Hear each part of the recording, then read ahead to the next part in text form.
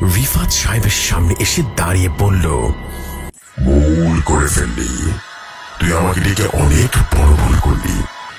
আমি মৃত ছিলাম, ভালোই ছিলাম, জাগিয়ে দিলি। রিফাত সাহেব থর থর করে কাঁপছে, ভয়ে তার শরীরের সমস্ত লোম দাঁড়িয়ে গেল।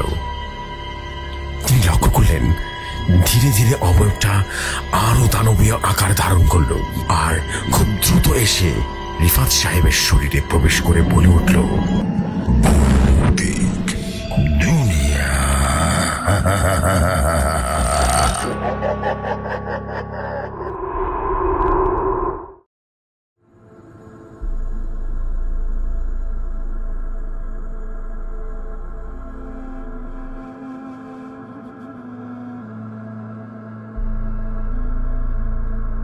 ঘটনা আমার কাছে যেভাবে এসেছে ঠিক সেভাবে পড়ছি। তিনি লিখেছেন, আসসালামু আলাইকুম জসু ভাই, আশা করি ভালো আছেন। আমি নয়ন সরকার আজ একটি ঘটনা কালেক্ট করে নিয়ে এসেছি, যদি ভালো লাগে পড়ে শোনাবেন। ঘটনাটির নাম জিন। শুরু করছি আমার ঘটনা। 2022-এর কথা বলছি। ময়মনসিংহে আমি তখন নতুন বিশ্ববিদ্যালয়ে ভর্তির প্রস্তুতির সুবাদে কোচিংয়ে ভর্তি হতে ব্যাগপত্র গুছিয়ে উঠেছিলাম কাকার বাসায়। আমি ছাত্রী হিসেবে মধ্যবিত্ত, এক্সট্রোভার্ট। সুযোগ পেলেই কোচিং বাং দিয়ে এখানে ওখানে ঘুরতে চলে যেতাম একা একা। জয়নুল আবেদন পার্ক ছিল আমার নিরিবিলি কাজের সাথে সময় কাটানোর একটা জায়গা। নদীর কাছের নেতানোর সিঁড়ির উপরে বসে থাকতে থাকতে বিকেল করিয়ে সন্ধ্যা লগ্ন নেমে আসতো কখনো কখনো, টেরই পেতাম না। সেরকম একদিনের কথা, কোচিং শেষ করে কাকার বাসায় না গিয়ে রিক্সায় করে চলে যাই পার্কে। আশেপাশে অনেক কপাতে ভিড় ঠেলে আমি নিরিবিলি একটা জায়গায় খুঁজে নদীর একদম কাছের সিঁড়িটায় নিজেদের যে ডায়েরিটা বের করে হাবিজাবি লিখতে বসে গেলাম। একটা গল্পের প্লট মাথায় এসেছিল তখন। সেই হাবিজাবি গল্পের খসড়া লিখতে লিখতে দেখা গেল আমার ডায়েরি প্রায় 40টা পৃষ্ঠা শেষ। এই গল্প শেষ হতে নাকি উপন্যাস, সেটা বুঝতে ওঠা বেশ হিমশিম খাচ্ছে। ঠিক তখনই আমার কানের কোড়ায় পুরুষ কণ্ঠী কারো বিশাল চেকরের আওয়াজ পেলাম। আচমকা শব্দে চমকে উঠে আমার হাত থেকে ডায়েরিটা ছিটকে সিঁড়ির পাশে ঘাসের উপরে জাম খেতে লাগলো। পাশে তাকিয়ে দেখলাম বৃদ্ধ একজন লোক আমার দিকে তাকিয়ে খ্যাক খ্যাক করে হাসি দিতে লাগলো আর বলল, এ মায়া, ডরাইছ? তুমি এখনো একলা একলা বই আঁকি করতেছিলা? সন্ধ্যা হয়ে যাইতেছে তো, বাড়ি যাও, জায়গাটা ভালো না।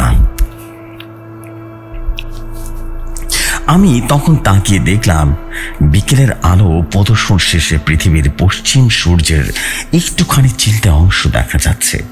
গল্পের খসড়া লেখায় এতটাই মনোযোগী ছিলাম যে কখন যে 4-5টা আবছা হয়ে গেছে টেরই পাইনি। একটু আগে যে এত কপতি আমাকে ঘেরাও করে রেখেছিল তারাও দেখলাম সহি সালামতে ঘরে চলে গিয়েছে।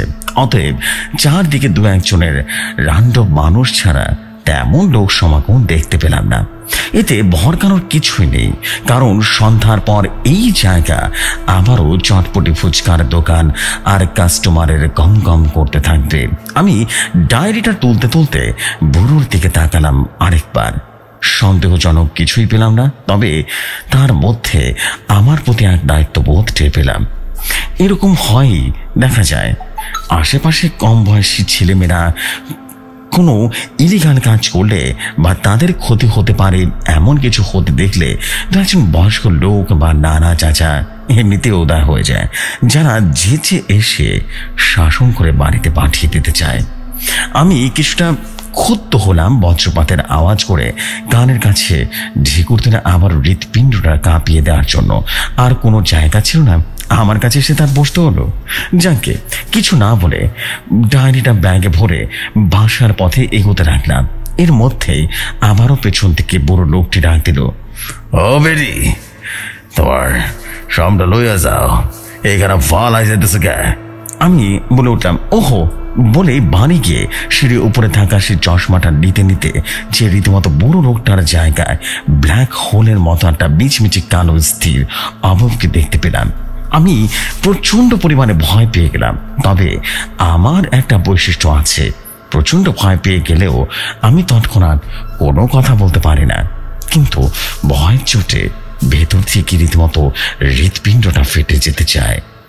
মিচমিচি কালো অবলটা রীতিমতো দিকে আমি হাঁ করে তাকিয়ে আমার চোখ দুটো ঢিকরে বের হতে যাচ্ছিল। ঠিক তখনই বুড়োর সেই খল খলানো কিন্তু ভরা মিশ্রিত হাসি আমার চোখ দুটো আবারও ঠেলে ভেতরে ঢুকিয়ে দিল। আসলে আমার চোখের ভুল ছিল ওটা, যেহেতু চোখের চশমা ছিল না, সন্ধ্যা হয়ে এসেছিল, তাই হঠাৎ চোখে ভুল দেখছিলাম। বুড়ো ওখানে আরামসে বসে আছে, আমার দিকে তাকিয়ে হাসছেন আর বলছেন, যাও যাও মায়া, সন্ধ্যা হয়ে গেছে, দেরি করো না, তোর আম্মা আব্বা চিন্তা করতেছে, যাও যাও। আমার তখন বুড়ো লোকটার প্রতি একটু ভরসায় কাজ করলো। আর বলতে গেলে সেদিন বাসায় তো এলাম, কিন্তু বাসায় আসার পর আমার সাথে কিছু অদ্ভুত নিশ্চয় হয়েছিল। বাসায় গিয়ে ফ্রেশ হয়ে বিছানাটা নজরে আসতে রীতিমতো প্রচন্ড ঘুম পেল। তাকে বললাম ঘুম পেয়েছে, ঘুমাবো বলেই আমি কোনো আগাম সংকেত না দিয়ে এক থালা ভাত এনে হাজির হলো। ভাত খেয়ে 2 ঘন্টা পরে তারপর রীতিমতো ঘুমিয়ে পড়লাম। না হলে সোজা আব্বুকে নোটিফাই করে দেওয়া হবে, সুতরাং খেতে হলো। ঘুম ঘুম চোখ নেই, খেয়ে পড়তে বসলাম। বইটা খুললাম ঠিকই, কিন্তু চোখ দুটো কোনো মতেই যেন খুলে রাখতে পারছিলাম না। বইয়ের অক্ষর গেল সবকিছু যেন হই হই রবি রবি উঠে আসছিল আমার চোখের দিকে, ক্রমশ যেন ভাবসাব হয়ে আসছিল। কাকের নজর এড়িয়ে কিছুক্ষণ চোখ বন্ধ করে ঝিমিয়ে কিছুক্ষণ চেয়ে কি যেন পড়ছি নিজেও জানি না। কাটায় কাটায় ঘন্টা 2 হতেই আমার ফোনে আগের চেয়ে 2 ঘন্টা সেট করে রাখলাম। অ্যালার্ম বেজে উঠল বধূর স্বরে। আমি তৎক্ষণাৎ কোনো দিকে না তাকিয়ে বিছানায় পড়ে ঘুমের মধ্যে পাড়ি জমালাম। হঠাৎ করে গতানুগতিক হরর সিনেমার মতো রাত 3টার দিকে আমার প্রচন্ড পানি পিপাসায় ঘুমটা ভেঙে গেল। এটার কোনো দরকারই ছিল না। কিছু সময় শুয়ে থেকে আমি পানি পিপাসার রেঞ্জটা বোঝার চেষ্টা করলাম, পানি না খেয়েও চলবে কিনা। না, কিছুটা পানি গিলে ভেজাতে হবে দেখছি। উঠে 10 কদম হাঁটলেই পাশের রুমের ডাইনিং টেবিল গিয়ে পানি খেলাম। পানি খাওয়ার পর যেন শরীরটা একটু চাঙা হয়ে উঠলো। ভাবলাম আর একটু পর ফজরের আজান দিয়ে দিবে, ততক্ষণ এখানে বসে পড়তে থাকি। লাইট জ্বালিয়ে বই এনে পড়তে শুরু করলাম। প্রায় 1 ঘন্টা পড়ার পর আবারও ঘুম ঘুম পেতে লাগলো। কি এক ফ্যাসাদ, পড়তে বসলে কেন এত ঘুম আসবে? ঘুম কাটানো দরকার। চোখে পানি দেওয়ার জন্য উঠে পড়লাম। ওয়াশরুমের সামনে বেসিন, কল ছাড়তে ছাড়তে বেসিনের উপরে আয়না একটু যখন চোখ পড়ল, আয়নার কিছু একটা ছিল অথবা ছিল না, কিন্তু আমি তখন আউট অফ নোহোয়্যার কল বন্ধ করে আয়নার দিকে সম্পূর্ণ মনোযোগ দিয়ে থাকায় আমি নিজের চেহারা ছাড়া আর কিছুই দেখতে পাচ্ছিলাম না। ওখানে কিছুই না, কিন্তু কিসেরটা আকর্ষণে আমি সেখানে শুধু তাকিয়েছিলাম। আয়নার ভেতরকার আমার অপূর্ব চোখের দিকে তাকিয়ে মনে হচ্ছিল অনেক গভীর কোথাও আমি কিছুটা দেখতে পাচ্ছি।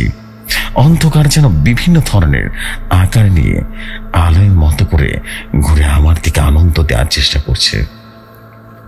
আয়নার ভেতরকার আমার সেই রহস্যময় আমি যেন মিটমিট করে হাসছি। আমি ধীরে ধীরে আমার হাতটা মুখের কাছে এনে কয়েক সেকেন্ড অপেক্ষা করে একটা আঙ্গুল কামড় দিয়ে বসতে লাগলাম। ডান হাতের করে আঙ্গুলটা রীতিমতো খেতে বাকি ঠিক এই মুহূর্তে একটা বাতাস যেন পেছন থেকে এসে আমাকে সাই করে চলে গেল ধাক্কা দিয়ে। আমি সম্মিত ফিরে পেয়ে হাঁপাতে শুরু করলাম। আয়নায় দেখার দৃশ্যটা আমার ভেতর প্রচন্ড রকমের ভয় ধরিয়ে দিল। আমার মুখ দিয়ে কোনো কথা বের হলো না, চিৎকার করতে পারলাম না। পাগুলোকে কোনো মতে ঠেলে নিয়ে বিছানার কাছে আসতে যা দেখলাম তাতে আমার হৃৎপিণ্ড কয়েক সেকেন্ডের জন্য কাজ করা বন্ধ করে দিল। দেখলাম বিছানা ঠিক আমার মতোই একজন শুয়ে আছে। মনে হয়নি এটা অন্য কেউ হতে পারে। এটা তো আমি ছিলাম। হ্যাঁ, অবিকল আমি বিছানার পাশে দাঁড়িয়ে বিছানায় শুয়ে থাকা আমার আরেকটা কপিকে দেখে বিস্ফারিত হয়ে গেলাম। আমার মাথা কাজ করা বন্ধ করে দিল।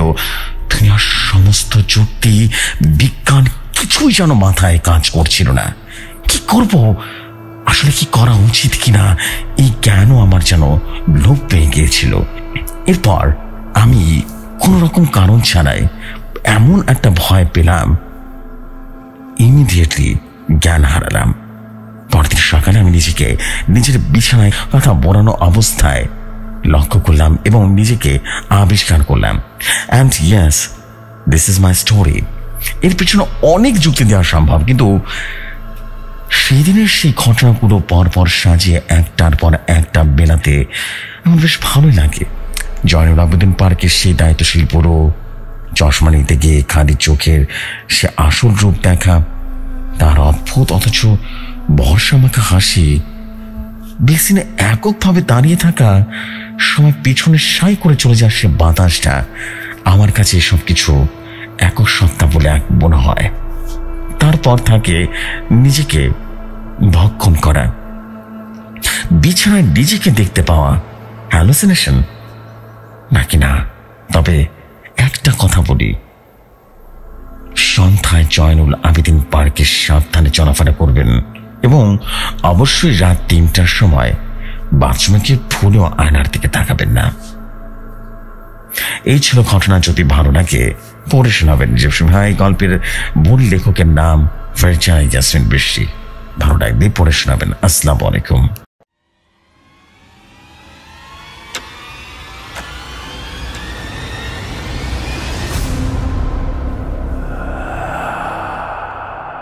ওয়ালাইকুম আসসালাম নয়ন সরকার ভাই। আফটার লং টাইম আপনার স্টোরি শেয়ার করলাম and wow, this is what I call the story of beauty. প্রতিবারে বলি একটাই কথা, because you are really appreciate করার মতো একটা পার্সন। প্রতিবার স্টোরি যা দেন সত্যি অসাধারণ হয়। এটা আসলে বলতে হবে যে অসাধারণ ঘটনার জন্ম দেন আপনি always, and this is basically amazing. Thank you very much for your story. And I believe যে আমাদের সবার কাছে স্টোরিটা ভালো লেগেছে, অ্যান্ড আমার কাছে তো দারুণ আকর্ষণ লেগেছে। আপনাদের কাছে কেমন লেগেছে কমেন্ট করে জানাবেন, বিকজ আপনাদের কমেন্ট কিন্তু আমার কাছে খুব ভালো লাগে। আপনাদের কমেন্ট পড়তেও যেমন ভালো লাগে, তেমনই আপনাদের কমেন্ট রিপ্লাই করতেও ভালো লাগে। এনিওয়েজ, আমি এখন যেটা করবো সেটা হচ্ছে দেরি না করে পরবর্তী একটা ঘটনায় চলে যাবে। এটাও একটা অদ্ভুত ঘটনা, বা এই ঘটনার নাম আজরাইল। আজকের ঘটনাগুলো কিন্তু খুবই ইউনিক এবং অদ্ভুত হতে চলেছে। আপনাদের আশা করছি প্রতিটা ঘটনায় বেশ আনন্দ দিবে, বেশ ভয় পাইয়ে দিবে, বেশ ইউনিক একটা পর্যায়ে নিয়ে যাবে। সো চলে যাই আমরা পরবর্তী ঘটনায়। পরবর্তী ঘটনার নাম আজরাইল। চলে যাই ঘটনায়। যেভাবে লেখা আছে সেভাবেই পড়ছি। তিনি লিখেছেন, এই গল্পের নাম দিবেন জেফরি ভাই আজরাইল। আশা করি গল্পটি বেশ ভালো লাগবে এবং ভৌতিক দুনিয়ার সকলেই আশা করি বেশ এনজয় করবেন। আমি রহমান খান বলছি। শুরু করছি আজকের আজরাইল গল্পটি। ঘটনা শুরু আজ থেকে 4 বছর আগের এক রাতে। আমি সিলেটের ওসমানী মেডিকেল কলেজের সেমিনার শেষ করে নিজেই ড্রাইভ করে ফিরছিলাম ঢাকাতে। সাধারণত আমার পাজেরোটা আমার খুব প্রিয় হওয়ার কারণে আমি কাউকে ড্রাইভার রাখিনি। সেদিনও আমি নিজেই চালিয়ে নিয়েছিলাম ঢাকার উদ্দেশ্যে। পথে খানিকটা ঘুম ঘুম ভাব আসলেও মনটা সতেজ ছিল, কারণ সেই সেমিনারে আমি আমার গবেষণার জন্য পেয়েছি প্রচুর হাততালি। সাংবাদিকরা রীতিমতো ফটফট করে ছবি তুলে নিচ্ছিল আমার। পরদিন পত্রিকায় আমার ছবি সহ লিড নিউজ হবার কথাই ছিল এবং হয়েছিল। তাই আমি একটা বিশেষ হার্ট সার্জারি করার আবিষ্কার করেছিলাম, যেটা আজ পৃথিবীর সব দেশে দেশে রোগীদের জীবন বাঁচাচ্ছে, মানুষকে স্বপ্ন দেখাচ্ছে নতুন জীবনের। সেমিনারের সফলতা তাই জুড়ে ছিল আমার মনে প্রাণে। রাস্তায় যেতে যেতে সেদিন আমি গান শুনছিলাম। গানের তালে তালে ধীর গতিতে গাড়ি চালাচ্ছিলাম আমি। বেশ গতি আমি কখনোই তুলি না। সেদিন ও 50-এর কাছাকাছি গতিতে গাড়ি চালাচ্ছিলাম। সিলেট থেকে রওনা দিয়ে উজানটি রীতিমতো এলাকাটির একদম কাছাকাছি আসতে হঠাৎ করে আমার সামনে একটা সাদা পাঞ্জাবি পরা বৃদ্ধ লোক এসে দাঁড়ালো। রাত তখন প্রায় 2টো। এই সময় রাস্তাটা হাইওয়ের গাড়িগুলো ছাড়া কোনো যানবাহন ছিল না। হঠাৎ করে আমার সামনে কোত্থেকে লোকটা এসে পড়লো। কিছুটা বুঝে ওঠার আগেই আমি ওই লোকটাকে বাঁচাতে গিয়েও পারলাম না। সোজা সেই লোকটার উপরে চালাতে বাধ্য হলাম, আর সেখানেই গাড়ির সামনের অংশ বাড়ি খেয়ে লোকটার ছিটকে পড়লো হাত পাঁচেক দূরে। হার্ট ব্রেক কষে সে বৃদ্ধের কাছে ছুটে গেলাম, কিন্তু ততক্ষণে সবকিছু শেষ। মাথায় কাজটায় রীতিমতো আঘাত, মৃত্যুবরণ। আমি কোনোদিন অ্যাক্সিডেন্ট করিনি, সেদিন ছিল আমার প্রথম অ্যাক্সিডেন্ট। আমি দিশেহারা হয়ে যাই, কিভাবে কি করব কিছুই বুঝে উঠতে না পেরে কিছুক্ষণ ঝিম মেরে থাকলাম সেখানে। তারপর বৃদ্ধকে গাড়িতে তুললাম, পাশে বসে আবারও ড্রাইভ করলাম ঢাকার উদ্দেশ্যে। ঢাকায় পৌঁছে সোজা মেডিকেলে নিয়ে গেলাম লাশটাকে। সেখানে গিয়ে পুলিশকে জানানো হলো। পুলিশ এসে আমার কাছ থেকে জবানবন্দি দিয়ে রীতিমতো লাশটা থানায় নিয়ে গেল। আমি প্রথমে ঠিক করেছিলাম পুলিশকে সব কিছু খুলে বলবো, কিন্তু পরে কি ভেবে যেন আমি মিথ্যে বললাম। পুলিশ ও আমার কথাগুলো কোনো রকম সন্দেহ ছাড়াই বিশ্বাস করে নিল। নিজের কাছে আমি কিছুটা অপরাধী বোধ করলে নিজের ইমেজ বাঁচাতে এই মিথ্যাটাকে আমাকে বলতেই হয়েছে। তারপর কেটে গেছে অনেকগুলো মাস। আমি আমার আবিষ্কৃত সার্জারির সিস্টেমের ব্যাপারে অনেকগুলো পুরস্কারও পাই। খ্যাতি আর অর্থ দুটোই এসে রীতিমতো ধরা দেয় আমাকে। ধীরে ধীরে নিজের উপর আত্মবিশ্বাস যেন বেড়ে চলে আমার। নিজেকে কিছুটা ঈশ্বরের সমপর্যায়ে ভাবতে থাকি। এর জন্য মিডিয়াও কম দায়ী নয়। খবরের পাতায় কারো কারো জীবন বাঁচানোর জন্য আমি উঠে আসতে থাকি নিয়মিতভাবে। ধীরে ধীরে অনেক অনেক বেশি অহংকারী হয়ে উঠি। কাউকে পরোয়া না করার একটা ভাব চলে আসে আমার কাছে। মানুষকে আমি মনে করতে শুরু করলাম হাতের পুতুল। আমি চাইলে যে কোনো মৃত্যু পথযাত্রীর জীবন বাঁচিয়ে দিতে পারতাম। এই জন্যই আমার কাছে ছুটে আসতে লাগলো হাজার হাজার মানুষ। এই যশ আর খ্যাতি যখন তুঙ্গে, তখন আমার কাছে রুগী আসে বাংলাদেশের পতিত যশ রাজনীতিক রিয়াজুল হক। আমি বাকি সবার মতো ওনাকে আশ্বস্ত করেছিলাম যে ওনার কিছুই হবে না। যেদিন ওনার অপারেশন সেদিনই আমি আরো 2টি হার্ট অপারেশন করে ফেললাম।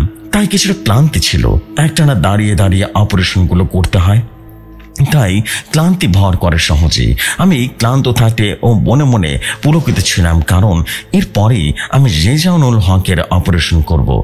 ওনাকে যখন অজ্ঞান করা হলো তখন আমি নিজেকে কস্টিউম পরছি। জুনিয়র ডাক্তারকে দিয়ে এগুলো করালাম।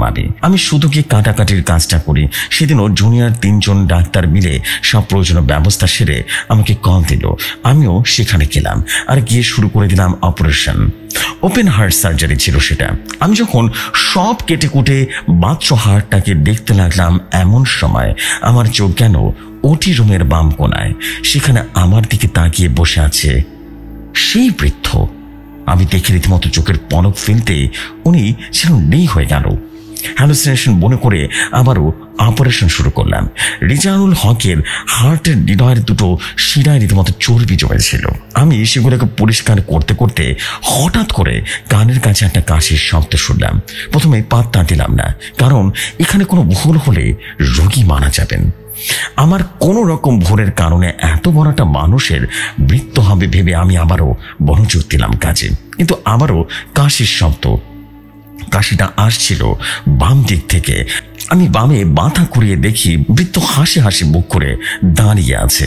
আমি ঠোঁট নাড়ার আগে সে বলে উঠল, বাবাজি, তুমি তো ওনাকে বাঁচাইতে পারবা না। আমি অবাক হয়ে গেলাম। আকাশ পাতাল চিন্তা করে চলেছি, একজন মৃত মানুষ কিভাবে আমার পাশে এসে দাঁড়াতে পারে, সেটাই মাথায় আসছিল না। আমি কোনো উত্তর দেবার আগেই সে লোকটি আবারও বলল, বুঝতে পারছো না তো? শোনো, আমি জানি তুমি অনেক চেষ্টা করবে ওনাকে বাঁচানোর, কিন্তু পারবে না। বলে আবারও হেসে দিল সাদা পাঞ্জাবি পরা সেই বৃদ্ধটা। আমি যেন হতবিহ্বল হয়ে তাকিয়ে আছি ওনার দিকে। কি বলবো বুঝতে পারছি না। ওনাকে কি বলবো বুঝতে বুঝতে কাটিয়ে দিলাম 5টা সেকেন্ড। তারপর আবারও মনোযোগ দিলাম অপারেশনে। রোগীর অপারেশন সাকসেস হলো। আমিও হাফ ছেড়ে বাঁচলাম। সেলাই করতে গিয়ে শেষবার ড্রেসিং করতে গিয়ে আমি মাস্ক খুলতে যাব এমন সময় হঠাৎ করে রোগীর পালস রেট বেড়ে গেল। মেশিনগুলো যেন চিৎকার করে দিল। হঠাৎ করে বুকের ভেতরে ধপ ধপ করা শুরু করলো। আমি তাড়াতাড়ি গিয়ে রোগীর প্রেশার দেখলাম বেড়েই চলেছে প্রেশার। হঠাৎ করে এই অবস্থা তো হবার কথা নয়, কি হচ্ছে সব? আমি কয়েকজন ডাক্তারকে বললাম প্রেশার ইনজেকশন দিতে।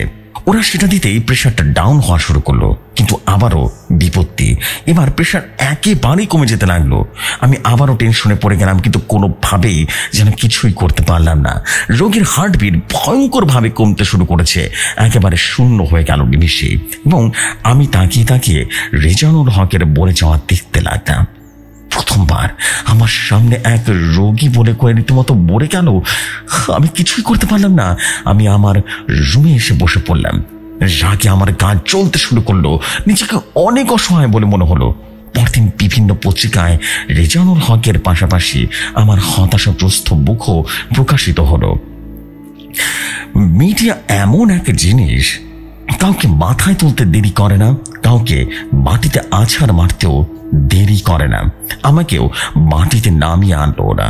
আমার বিরুদ্ধে হত্যা মামলা দায়ের করলো, রাজুর করা হলো সে নেতার দলের লোকজনের পক্ষ থেকে। কিন্তু সরকার আমার পাশে ছিল বলে মামলাটা ধোপে টিকল না। টাকা পয়সা খাইয়ে পুলিশ আর আদালতের সবটাকে কিনে নিয়েছিলাম। তারপর আবারও সব স্বাভাবিক হয়ে যায়। আমিও ফিরে আসি বাস্তব জীবনে। রোগীদের সেবার মনোযোগ দিই, ছোটখাটো অপারেশনের যোগ দিই। এরপর আস্তে আস্তে আমার জীবন স্বাভাবিক হয়ে ওঠে। কিন্তু একটি 6 মাস পরে মহিলা ডাক্তার রীতিমতো অপারেশনের দায়িত্ব পড়ে আমার উপরে।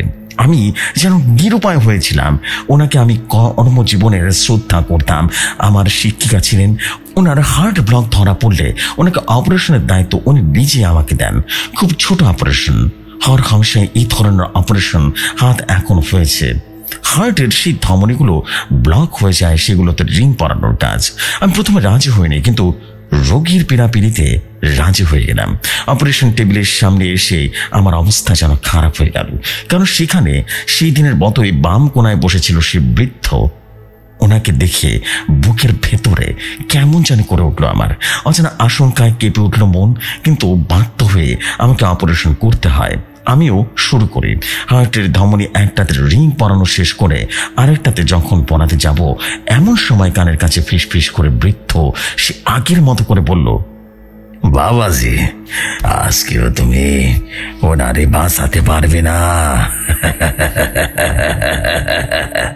হাসির ভেতরে কেমন যেন একটা রাজ্যের ঘৃণা ছিল। আমি ওনার চেহারার দিকে এক পলক তাকিয়ে আবারও কাজ শুরু করলাম, কিন্তু রিং পরাতে গিয়ে হঠাৎ করে ভুল করে কেটে গেল ধমনীটা।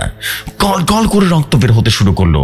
নিরুপায় হয়ে 3 থেকে 4 জন মিলে সে রক্ত বন্ধ করে ধমনী পরিষ্কার করে জোড়া লাগাতে বসলো। আমিও নিচে হাত দিলাম, কিন্তু যা হবার তাই হলো। অতিরিক্ত রক্তক্ষরণ হয়ে রোগীর অবস্থা শোচনীয় হয়ে গেল। আমি রক্তের জন্য লোক পাঠালাম, কিন্তু সামান্য ও পজিটিভ রোগ তো সেখানে ছিল না।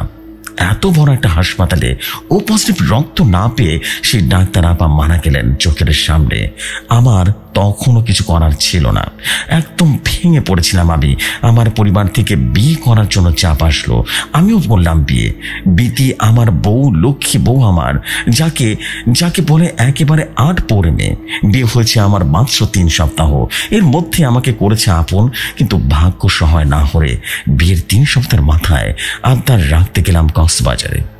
সেখানে প্রথম একটা আছাড় খেলো বিতি বাথরুমে, এবং প্রথমে আমি তেমন কিছু পাত্তা না দিলেও বুঝতে পারি বিতির কোনো এক বিশেষ সমস্যা হয়েছে। তখন আমি বিতিকে নিয়ে আসি ঢাকায়। পরীক্ষা নিরীক্ষা করে জানতে পারি বিতির মাথায় রক্তক্ষরণ হয়েছে আছাড়ের ফলে। খুব দ্রুত মিতিকে অপারেশন করাতে হবে। নিজের স্ত্রী বলে বিতির অপারেশন আমি করতে চাইনি, কিন্তু সেই মুহূর্তে সব ভালো সার্জনরা দেশের বাইরে থাকাতে আমাকে দায়িত্ব নিতে হলো। আমিও মেনে নিলাম অর্পিত দায়িত্বটা। আমি এখন বসে আছি বিতির রুমের সামনে। একটু পরে বিতির অপারেশন। আমি বিতির দিকে তাকিয়েছিলাম, কিন্তু হঠাৎ করে চোখ গেল বিনের কেবিনের ঠিক বাম কোনায় দাঁড়িয়ে আছে, আমার দিকে মুচকে মুচকে হাসছে সেই বৃদ্ধটা। জানি না আজ কি হবে, যে কোনোভাবে মিতিকে বাঁচাতে হবে। কিন্তু সে বৃদ্ধ দূত বেশে বৃদ্ধের মুচকে হাসি দেখে আমার হাসার প্রদীপটা যেন নিভতে শুরু করে দিয়েছে। কিন্তু আর কিছু মুহূর্ত হয়তো এরপর সে বৃদ্ধ দূত বলবে, বাঁচাইতে পারবা না বাবাজি, বাঁচাইতে পারবা না।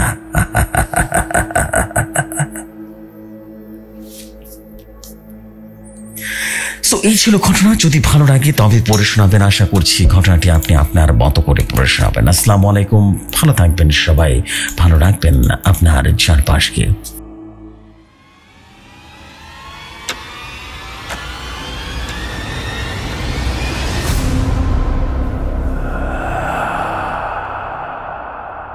Thank you so much, thank you very very much. And আশা করছি আপনাদের সবার কাছে দারুণ রকম সুন্দর লেগেছে।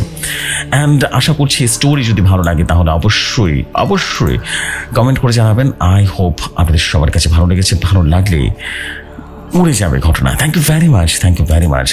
সো এই হচ্ছে বিষয়, এবং আশা করছি মৃত্যুদূত ঘটনাটি আপনাদের কাছে বেশ ইউনিক লেগেছে। I don't have any idea, স্টোরিটা অনেক ইউনিক ছিল, অদ্ভুত ছিল।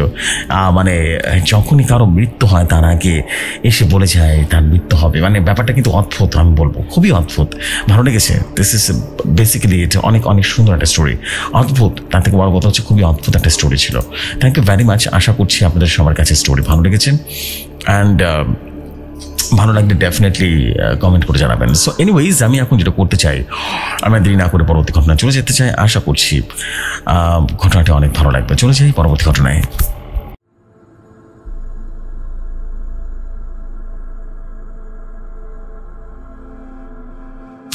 যেভাবে লেখা আছে সেভাবেই পড়ছি। আসসালামু আলাইকুম জসু ভাই, আশা করি ভালো আছেন, আশা করি ভালোর তলেই আছেন। আমি ইমন সরকার আজ দুটি স্টোরি আপনাদের জন্য নিয়ে এসেছি। আশা করছি দুটি স্টোরি আপনার কাছে ভালো লাগবে, পড়ে শোনাবেন। প্রথম স্টোরির নাম গল্প হলেও সত্যি, এবং দ্বিতীয় নম্বরের স্টোরির নাম রিক্সা। এই দুটি স্টোরি আশা করছি একসাথে পড়ে শোনাবেন। আশা করছি ঘটনাটি সবার কাছে ভালো লাগবে। আর যদি ভালো লাগে তাহলে ভৌতিক দুনিয়ার সকলকে আমার সালাম জানাবেন। শুরু করছি আমার ঘটনাটা 2016 সালের। আমরা তখন আগুয়া ওয়ার্ল্ডস গেটে থাকি। বাসাটা রোডের উপরেই ছিল। নতুন সেই বাসায় উঠতেই অদ্ভুত সব ভৌতিক কাহিনী দেখতে পেতাম। যেমন টেবিলে কলম রেখে গেলে সেটা আর পেতাম না, সারা ঘর খুঁজেও পাওয়া যেত না। আবার 5 থেকে 6 দিন পর সেই টেবিলের উপরেই পাওয়া যেত। মাঝে মাঝে তরকারি থেকে মাছ উধাও হয়ে যেত। এই বাসায় আসার পর থেকে আমি অসুস্থ হয়ে থাকতাম সব সময়। আশেপাশের ফ্ল্যাটের আন্টিদের থেকে শুনতাম এই বাসায় নাকি প্রায় এমন সব অদ্ভুত ঘটনা ঘটে, আর আমরা যে ফ্ল্যাটে উঠেছি সেই ফ্ল্যাটে এমন সব ঘটনা নিত্যদিনের সঙ্গে। প্রথমে আমরা এসব বিশ্বাস করি, কিন্তু আস্তে আস্তে বুঝতে পারলাম কথাগুলো সত্য। প্রায় রাতে শুনতে পেতাম কেউ জানালা দিয়ে আমার নাম ধরে ডাকছে। মাঝে মাঝে দরজায় কড়া নাড়ার শব্দ পেতাম, কিন্তু দরজা খুলে আর কাউকে পাওয়া যেত না। আমার আব্বু আসতে প্রতিদিন খুবই রাত করতো, 12টা বাজতই বা 12টা 1 বাজতই। মাঝে মাঝে আমরা সবাই ঘুমিয়ে যেতাম। আব্বু আম্মু দরজা খুলে বসে থাকতো। মাঝে মাঝে দেখা যেত কেউ যেন ছাদে উঠে যাচ্ছে, কিন্তু আর নামতে দেখা যেত না।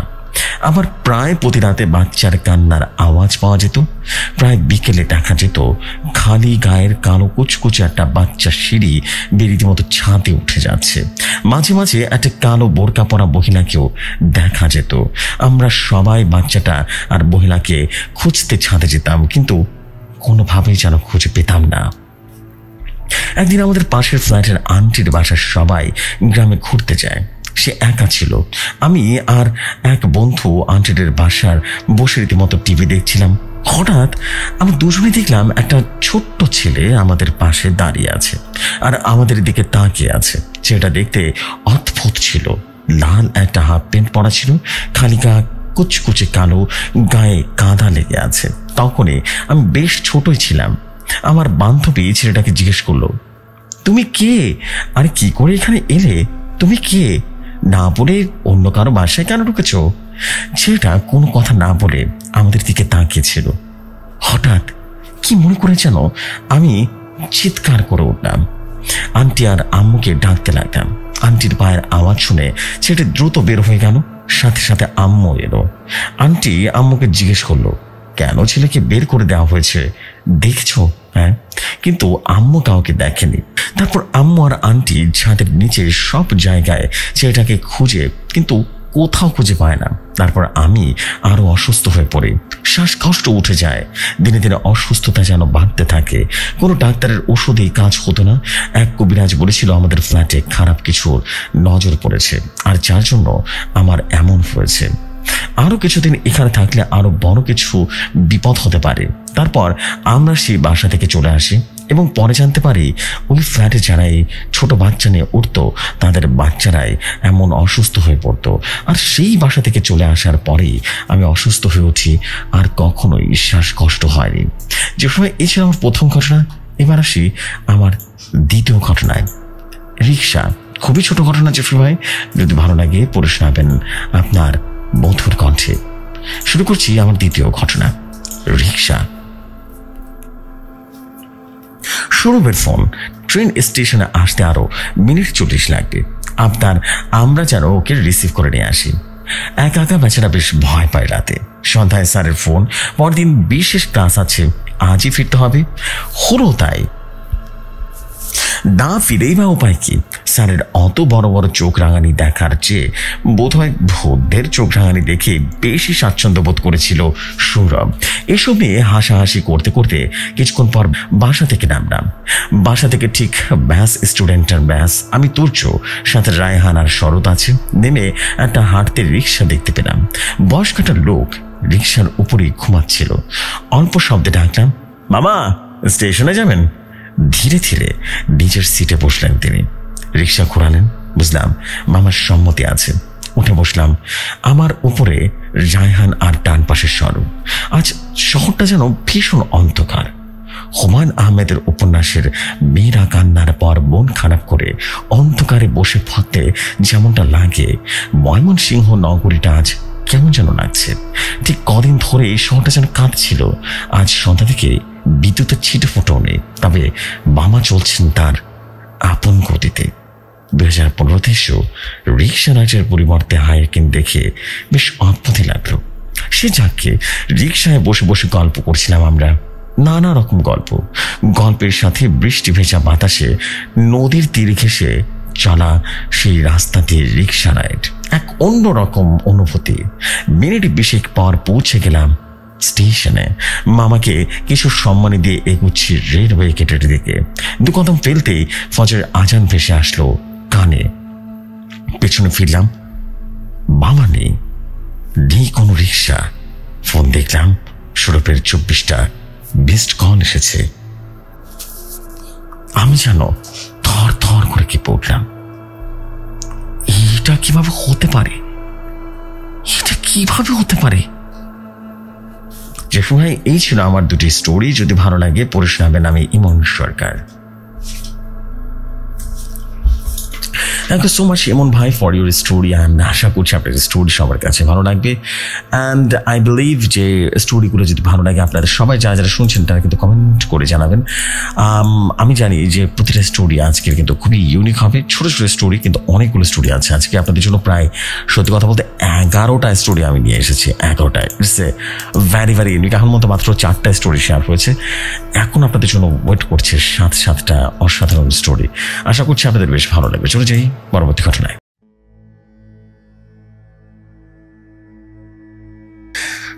ঘটনা আমার কাছে যেভাবে এসেছে আমি ঠিক সেভাবেই পড়ছি। তিনি লিখেছেন, আসসালামু আলাইকুম জসু ভাই, আশা করি ভৌতিক দুনিয়ার সকল লিসনার্সগণ ভালো আছেন এবং আমিও ভালো আছি। আমার নাম প্রকাশ করতে চাচ্ছি না, জাস্ট ছদ্ম নাম একটা দিলাম। আমার নাম রবিন খান। যদি ঘটনাটি ভালো লাগে পড়ে শোনাবেন। সময়টা ডিসেম্বরের 19 তারিখ 2015, শীতের সময়। আমি তখন ইন্টার্ন করছি ঢাকা মেডিকেল থেকে। সেদিন আমার নাইট ডিউটি ছিল। হঠাৎ রাত 1টার দিকে খবর এলো 15 নম্বর ওয়ার্ডের একজন অবস্থা খুবই খারাপ, হয়তো বা বাঁচবে না। আমি দ্রুত সেখানে গেলাম। আমরা অনেক চেষ্টা করেছিলাম কিন্তু তাকে আর বাঁচাতে পারিনি। আমার মনটাও খারাপ হয়ে গেছিল। এই প্রথম নিজের চোখের সামনে কাউকে মারা যেতে দেখলাম। কেমন যেন একটা খারাপ লাগা সৃষ্টি হচ্ছিল। যদিও আমাদের প্রফেশনে এটা নতুন কিছু নয়, কিন্তু নিজের চোখের সামনে আমি এই প্রথম বৃত্ত দেখলাম। বারান্দায় একা দাঁড়িয়ে আছি, ওই বারান্দায় লাইটগুলো যেন সবই নষ্ট ছিল। এক দুইটা যাও ভালো ছিল, সেগুলোর জ্বালা আর না জ্বালা একই কথা। আমি একটু অন্ধকার জায়গায় দেখে দাঁড়ালাম। মৃদু বাতাস, কুয়াশায় ঢাকা পরিবেশ, বেশ ভালোই লাগছিল। ওই পাশটা কেউ ছিল না। মন খারাপ হলে আমি একা একা থাকতে বেশি পছন্দ করি। হঠাৎ মনে হলো কেউ আমার পাশে এসে দাঁড়ালো। আমি পাত্তা দিলাম না। মনে মনে ভাবলাম হয়তো বা রাফি এসেছে। তারপর শুনি কোনো এক মেয়ে আমাকে বলছে, হ্যালো, একটু কথা বলা যাবে? মেয়েটার কণ্ঠ শুনে আমি যেন অবাক হয়ে গিয়েছিলাম। ঘুরে তাকাতে দেখি শাড়ি পরা একটা মেয়ে, খোলা চুলে, গায়ে চাদর জড়ানো, অল্প আলোতে যতটুকু বোঝা যায় মেয়েটা শ্যামল বর্ণের, কিন্তু চেহারাটা খুব মায়াবী। আমি মেয়েটার মুখের দিকে তাকিয়ে আছি। হঠাৎ মেয়েটা বলে উঠল, কি হলো, এমন করে তাকিয়েছেন যে? আমি বললাম, না না কিছু না, আপনাকে তো চিনতে পারলাম না। মেয়েটা বলল, আমিও তো আপনাকে চিনি না, ঘুম আসছিল না তাই হাঁটতে বেরিয়েছিলাম, দেখলাম আপনি দাঁড়িয়েছিলেন, তাই ভাবলাম যদি একটু কথা বলা যায়। আমি বললাম, একা একা বেরিয়েছেন কেন? বাহ, সাহস আছে আপনার। হ্যাঁ, আমি বরাবরই সাহসী, সবাই জানে। এইটা বলে মুচকে একটা হাসি দিল মেয়েটা। তারপর আবারও আমাকে বলল, আপনার নাম কি? আমি বললাম, আমার নাম রবিন। আপনি তো ডাক্তার মনে হচ্ছে। আমি বললাম, হ্যাঁ, আমি ইন্টার্ন ডাক্তার। আপনি? তিনি বললেন, আমি কলেজে পড়ি। আপনার কেউ কি আছে এখানে, অ্যাডমিট আছে? মেয়েটা বলল, আমি নিজে অ্যাডমিট। আমি বললাম, আপনি নিজে? শাড়ি পরে কেউ হাসপাতালে ভর্তি হয় জানা ছিল না আমার। মেয়েটা বলল, আমার একটা অপারেশন হবে, বাঁচি মরি তার কোনো ঠিক নেই। নতুন শাড়িটা পরে দেখলাম কেমন লাগে, মরে গেলে তো আর নতুন শাড়িটা পরে দেখতে পারবো না। এই বলে মেয়েটা কেমন যেন করে হাসতে লাগলো। আমিও অবাক হয়ে দেখছি। আমি কিছু বলে ওঠার আগেই মেয়েটা চলে গেল। সেদিন সারা রাত শুধু মেয়েটার কথায় আমার মাথায় ঘুরছিল। মেয়েটি কোন ওয়ার্ডে কি সমস্যা নিয়ে এসেছে, তার নামটাই বা কি, কিছু তো জানি না। জিজ্ঞেস করার আগে তো চলে গেল। পরদিন বাসায় ফিরেও সে একই কথা ভাবছিলাম। তারপর আবারও হসপিটালে গেলাম। মনে মনে মেয়েটাকে খুঁজছিলাম, কোনোভাবেই যেন মন বসাতে পারছিলাম না কাজে। রাতে খাবার খেতে রাত 10টার দিকে হোটেলে গেলাম। হোটেলের কাছে যেতেই দেখি সে মেয়েটি আমার দিকে তাকিয়ে আছে। আমি বললাম, অদ্ভুত মেয়ে তো আপনি, কাল এভাবে চলে গেলেন কেন?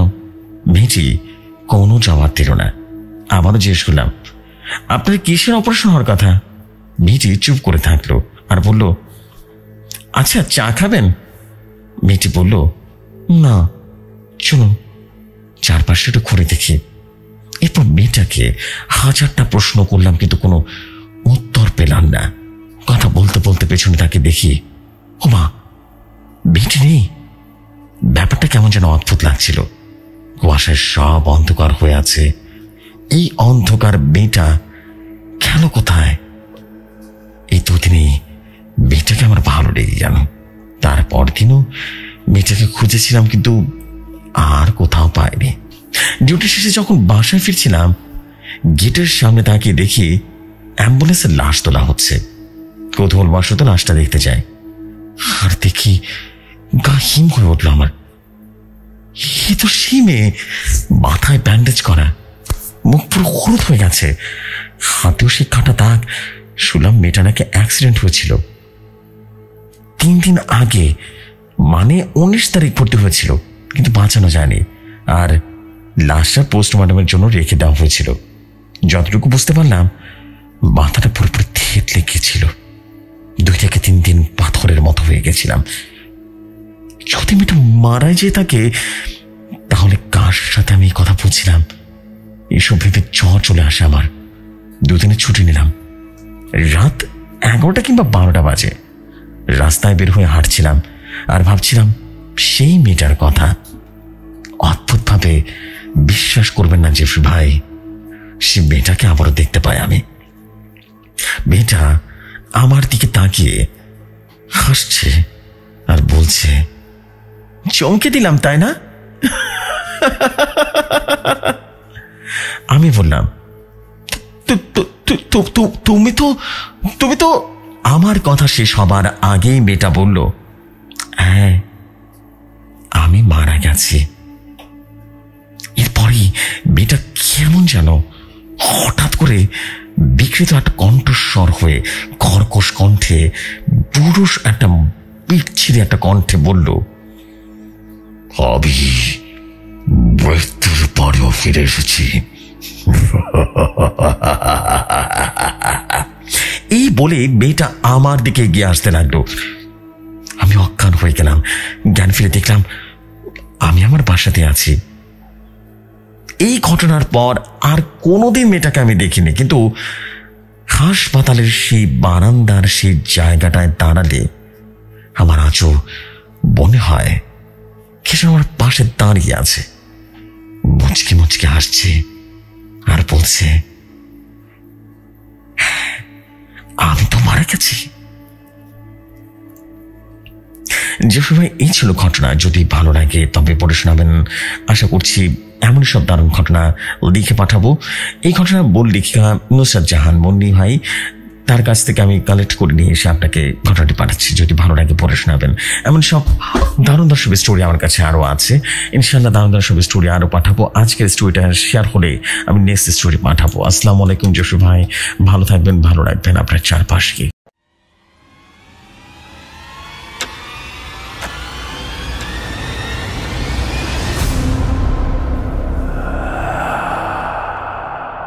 ওয়ালাইকুম আসসালাম আমাদের প্রিয় ভাই, thank you very much for you beautiful story.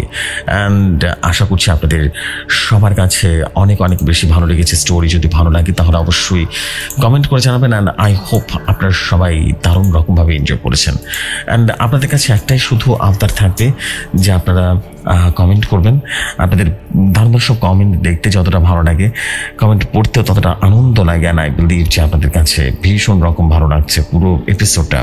আজকের এপিসোডটা বেশ বড় এবং ইউনিক। আজকে কিন্তু বললাম আপনাদের জন্য 11টা স্টোরি নিয়ে এসেছি। It's 11 story show.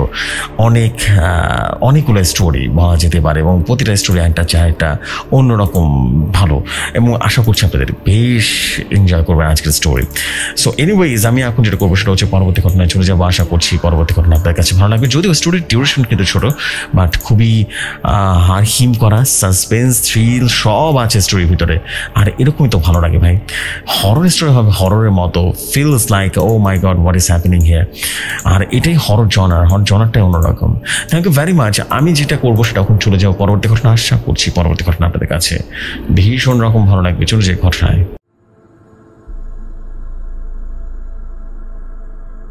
ঘটনাটি যেভাবে পেয়েছি ঠিক সেভাবেই পড়ছি। তিনি লিখেছেন, আসসালামু আলাইকুম জসু ভাই, আমি রহমত বলছিলাম ঢাকার ধানমন্ডি থেকে। এই প্রথমবার ভৌতিক দুনিয়ায় ঘটনা পাঠাচ্ছি। এটাই আমার প্রথম ঘটনা। যদি ভালো লাগে পড়ে শোনাবেন। ভৌতিক দুনিয়া শুনছি অনেক দিন ধরে, আজ প্রথমবার ঘটনা পাঠানোর সাহস হলো, তাই সাহস করে ঘটনাটি পাঠিয়ে দিলাম। শুরু করছি আমার ঘটনা। রবিবার।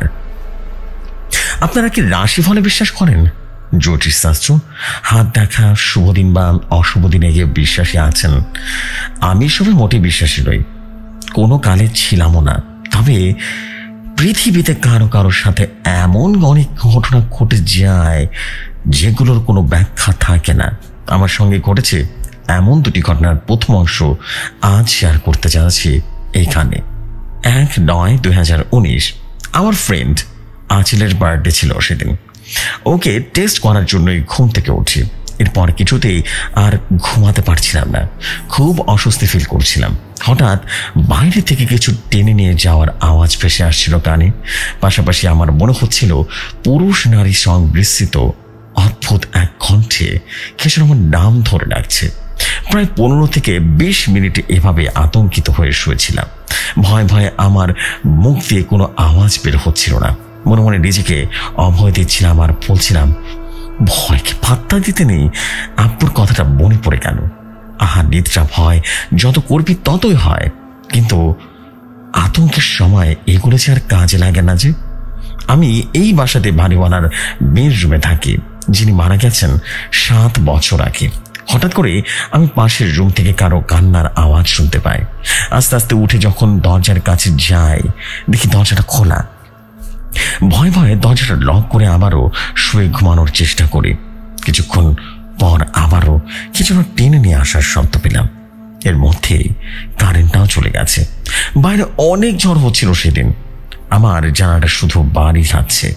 সেটা বন্ধ করার জন্য ফোনটা হাতে নিয়ে দেখি ফোনটা অফ, কোনো মতে যেন অন হচ্ছিল না। তখনও হঠাৎ শুনতে পেলাম চাপা স্বরের জানালার ওপাশে আবারও কেউ যেন কাঁদছে। কিছু সাহস জোগাড় করে আস্তে আস্তে হেঁটে গেলাম। না, কোথাও কেউ নেই। এমন সময় হৃদয় আতঙ্ক তুলে কি একটা ইঁদুর আমার পাশ দিয়ে দৌড়ে চলে গেল। আমি ভয়ে ভয়ে আবারও বিছানায় গিয়ে বসলাম। মাথায় যেন কিসের সাথে জানি বাড়ি খেলাম মনে হলো। উপরে তাকিয়ে দেখি একটা মেয়ের বডি উপর থেকে ঝোলানো। চোখে কোনো মনে নেই, জিহ্বা বেরিয়ে আছে, সাথে চারদিক থেকে আগরবাতির অদ্ভুত গন্ধ।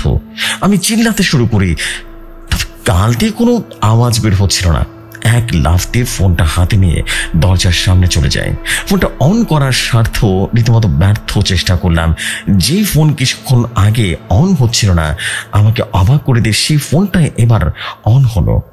ফোনের টর্চ অন করে দেখি না তো, কোথাও তো কিছুই নেই। প্রচণ্ড ভয়ের মধ্যে এটা আমার মনের ভুল হতেই পারে না। আর তারপরেও নিজের মনের ভুল ভেবে বোনকে বোঝালাম। ফজর আজান পড়তে তখন আরো 5 থেকে 6 মিনিট বাকি ছিল। দোয়া দরুদ পড়তে পড়তে বিছানায় শুয়ে পড়লাম। প্রচণ্ড ভয়ে আমি ঘুমাইনি। কোনো মতে সকাল হওয়ার অপেক্ষায় ছিলাম। এর কয়েকদিন পরে বাসাটা চেঞ্জ করে ফেলি। 5/2/2023 সেই শীতকালের সকালে ছাদে গিয়েছিলাম রোদ পোহাতে। হঠাৎ দেখি ছাদে কোণে একটা মেয়ে দাঁড়িয়ে আছে। মেয়েটার নাম ইরা। তা পরে জানতে পেরেছি তারা আজই 3 তলায় উঠেছে। ইরাকে দেখে আমার মনে হলো আগে কোথাও যেন তাকে দেখেছি। তার সাথে সেদিন ছাদে অনেক গল্প হলো। জানতে পারলাম তার বাসাও নাকি নেত্রকোনায়। তাই তো ইরাকে দেখে চেনা চেনা মনে হচ্ছিল। সে যাই হোক, মেয়েটা অনেক মিশুক। সময় পেলে আমার বাসায় আসতে বলল এবং ছাদ থেকে আমি চলে আসি। বাসায় আসার পর আমার শরীর খুব জ্বর অনুভব করলাম। তাই অফিসে যাবো না বলে ঠিক করলাম। অফিসে কাজের ল্যাপটপটা নিয়ে বসে যায়। হঠাৎ মনে হলো পেছন থেকে কি যেন গেল। তাকে কিছুই দেখতে পেলাম না, তবে আমি ছাড়াও রুমে অন্য কারো উপস্থিতি টের পাচ্ছিলাম। এসব ভাবতে ভাবতে হাত থেকে কলমটা রীতিমতো পড়ে গেল বিছানায়। হাত নিতে যখন খাটের নিচে তাকালাম, একটা কালো কুচকুচে বেড়াল আমাকে খামচে দিয়ে জানালা থেকে দৌড়ে পালালো। একটু ভয় পাচ্ছিলাম। লক্ষ্য করলাম বারান্দায় কেউ জানালা দাঁড়িয়ে আছে। কে ওখানে? কোনো সারা শব্দ নেই। যে দেখি কেউ নেই সেখানে। হয়তো মনের ভুল ছিল। এদিকে সুরের জ্বরটা যেন বেরিয়ে চলেছে। আমি ঘুমিয়ে নিলে ভালো হবে। শুয়ে পড়লাম। কলিং বেলের শব্দ রীতিমতো ঘুম ভেঙে গেল। ফোনটা হাতে নিতে দেখি রাত 10:52। অদ্ভুত, এতক্ষণ ঘুমালাম, টেরই পেলাম না। দরজা খুলে দেখি ইরা। এত রাতে ইরাকে দেখে কিছুটা অবাক হলাম, তবে ভালোই হচ্ছে ও এসেছে। আমি আর ইরা কিছুক্ষণ গল্প গুজব করলাম। এর মাঝে ওয়াশরুম থেকে কান্নার আওয়াজ শুনছিলাম। এটা ইরাকে বলার পর এরা কিছু যেন শুনতে পাচ্ছে না, এটাই জানালো। রুমে আমরা দুজন থাকা সত্ত্বেও প্রচন্ড ভয় পাচ্ছিলাম। ইরাকে বললাম, তুমি একটু বসো, আমার চোখে মুখে পানি ছিটানো দরকার। চোখে মুখে পানি দিয়ে ওয়াশরুম থেকে বের হতে নিলে দেখি আমার বাম পাশে সাদা জামা পরা একটা মেয়ে আমার দিকে তাকিয়ে আছে। ওর গলাটা কিছু বাঁকানো, হাতে বড় বড় নখগুলো থেকে রীতিমতো টপ টপ করে রক্ত পড়ছে, আর চোখ দুটো যেন সাদা, বনি নেই। মেয়েটা আমার দিকে তাকিয়ে হাসছে। আমি বাইরে বের হতে চাইনি। মেয়েটা আমার গলাটা চেপে ধরলো।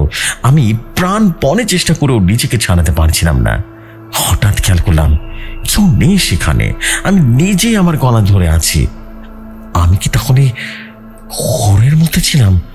ওয়াশরুম থেকে বেরিয়ে দেখি আমার বিছানার উপরে কালো বিড়ালটা বসে আছে।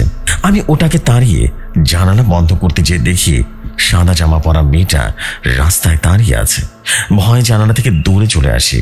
সাহস করে আবারও দেখি কোথাও কেউ নেই। জানালা বন্ধ করে বিছানায় বসলাম। ইরাকে ডাকলাম, কোনো সাড়া না পেয়ে বারান্দায় দেখতে পাই ইরা দাঁড়িয়ে আছে। ওকে ডাক দিতে যাবো ঠিক তখনই কলিং বেলটা চাপার শব্দ হলো। এত রাতে আবার কি এলো ভাবতে ভাবতে যখনই দরজাটা খুললাম, আমার চোখ দুটো যেন কোঠর ঠেলে বেরিয়ে আসার জন্য ছটফট করতে লাগলো। দরজার বাইরে ইরা দাঁড়িয়ে আমার দিকে হাসছে। সে বিদায় নিতে এসেছিল। এত রাতে কোথায় যাবে, আমাকে কেন বলতে এসেছে, এগুলো আমি জিজ্ঞেস করলাম না। বারবার ভাবলাম, আগে তাহলে কাকে দরজা খুলে দিলাম, কার সাথে বা এতক্ষণ কথা বললাম। তাহলে বারান্দায় কে দাঁড়িয়েছিল? আমার স্পষ্ট মনে আছে দুবারই আমি ইরার জন্য দরজা খুলতে গিয়েছিলাম। দরজা লক করে বিছানায় ধপ করে বসলাম। ভাবছিলাম কি হচ্ছে আমার সাথে, কেনই বা হচ্ছে। সত্যি কি আমি ঘোরের মধ্যে ছিলাম? সিসিটিভিটা ঠিক করতে হবে, তাহলে বোঝা যাবে। ঘড়িতে তাকে দেখি রাত 12:15। সকালে সিসিটিভি চেক করার জন্য বাড়িওয়ালাকে কল দিলাম। তিনি বললেন 1 থেকে 2 দিন পর যেতে। 2 দিন পর গেলাম। বাড়িওয়ালাকে সমস্ত ঘটনা বলার পর উনি কোনো মতেই বিশ্বাস করতে রাজি হচ্ছিলেন না এই ঘটনা। এরপর বাড়িওয়ালা আন্টি আমাকে যা বললেন সেটা শোনার জন্য আমি একদম প্রস্তুত ছিলাম না। 3 তলা নাকি 1.5 বছর ধরে কেউ থাকে না, ওখানে নাকি অনেক বড় একটা তালা ঝোলানো আছে। আমার রিকোয়েস্টে উনি সিসিটিভি চেক করলেন। তিনি বললেন, রবিবার তোমার ফ্ল্যাটে তো কেউ যায়নি, তুমি নিজেই তোমার করিডোরে ধরে হেঁটে গিয়েছিলে। ওনার কথার আওয়াজ আমি যেন আর দিতে পারছিলাম না। তখন কানে শুধু একটাই শব্দ আসছিল, রবিবার। 2015 থেকে স্বপ্ন দেখেছিলাম। কেউ একজন আমাকে বলছিল 4 বছর পর পর কোনো একটা রবিবার আমার সাথে বাজে কিছু একটা ঘটবে, তাই খুব সাবধান, খুব সাবধান। 19 সালের ঘটনাটা খুঁজতে গিয়ে দেখি সেটাও রবিবারের রাতে ঘটেছিল। সে রাতে আমি যে বডিটা দেখেছিলাম আর ওয়াশরুমে যে মেয়েটা আমার গলা চেপে ধরেছিল সেটা আর কেউ নয়, সেটা ইরা নিজেই, যা ইরাকে দেখে চেনা চেনা লাগার কারণ ছিল। আবার রবিবার। জেফরি ভাই, এই ছিল গল্প। যদি গল্পটি ভালো লাগে পড়ে শোনাবেন। গল্পটির মূল লেখক আরিফা রৌদ্র। ভালো লাগলে পড়ে শোনাবেন। এমন সব দারুণ সব ঘটনা আমি ইনশাআল্লাহ পাঠিয়ে দেবো। ভালো থাকবেন ভাইয়া, ভালো রাখবেন চারপাশকে। ভৌতিক দুনিয়ার জন্য অনেক ভালোবাসা রইল। ভৌতিক দুনিয়া দীর্ঘজীবী হোক। ইতি আমি রহমত খান বলছিলাম।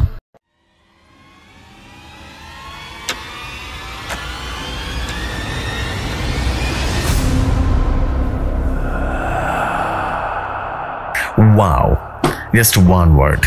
Wow story ছিল। This is what we call the story of beauty. সত্যি ভাই, আপনি যে হন না কেন বা যেখানে থাকুন না কেন, আপনার কাছে রিকোয়েস্ট থাকবে আপনি প্লিজ দারুণ দারুণ এরকম স্টোরি আপনি পাঠান। বিকজ স্টোরিটা আমার খুব পছন্দ হয়েছে ভাই।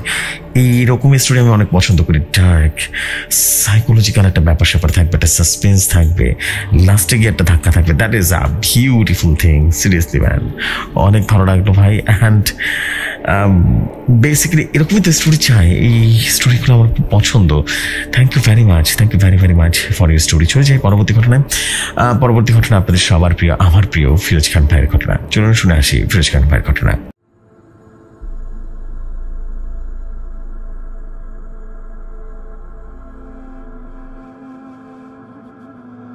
যেভাবে লেখা আছে সেভাবে পড়ছি। আসসালামু আলাইকুম জসু ভাই, আশা করি ভালো আছেন, ভালোর দলে আছেন। আমি ফিরোজ খান আবারও নিয়ে আসলাম ভৌতিক দুনিয়ার নতুন একটা স্টোরি। যদি ভালো লাগে পড়ে শোনাবেন। 2রা নভেম্বর 2022 রাত 2:45। আপনি চলো বাইরে যাই। ছোট ভাই সাফওয়ানের ডাকে উঠে বসলাম। 2 হাতের চোখ কচলে দেখলাম চারপাশের অন্ধকার হানা দিচ্ছে। হালকা ড্রিম লাইটের আলোয় তাকিয়ে দেখলাম ছোট ভাই সাফওয়ান দাঁড়িয়ে আছে। তখনই টনক নড়ল। পরিবারের সবাই এখনো ঘুমাচ্ছে। বার ঘরের দরজাও চাপানো। আমি ঘুমাতে আসার সময় দেখেছিলাম সাফওয়ান ঘুমিয়ে আছে, কিন্তু এই রাতের বেলায় তাকে বাইরে যেতে দিয়েছে। কি বলছে এসব? সাফওয়ান বয়স 7 বছর। সঙ্গে সঙ্গে রাগ উঠে গেল। এদিকে ঘুমও ছাড়ছিল না আমাকে। ধমক দিয়ে বললাম, মাথা নষ্ট হয়ে গেছে তোমার? হ্যাঁ, যাও ঘুমাও, যাও। সাফওয়ানকে বের হতে বলে আমারও কাঁথা মুড়ি দিয়ে শুয়ে পড়লাম। পরদিন সকালে সাফওয়ানকে জিজ্ঞেস করলাম, কি জন্য রাতে এমনটা করেছে সে? সাফওয়ান অবাক হয়ে বলল, আমার তো কিছুই মনে নেই আপি। আমি অবশ্য জানতাম প্রায় সাফওয়ান দুঃস্বপ্নে দেখে রীতিমতো জেগে উঠে, কিন্তু তারপর কি হয় বলতে পারে না। হয়তো এবার তাই করেছে। ভেবে ভুলে যাওয়ার চেষ্টা করলাম।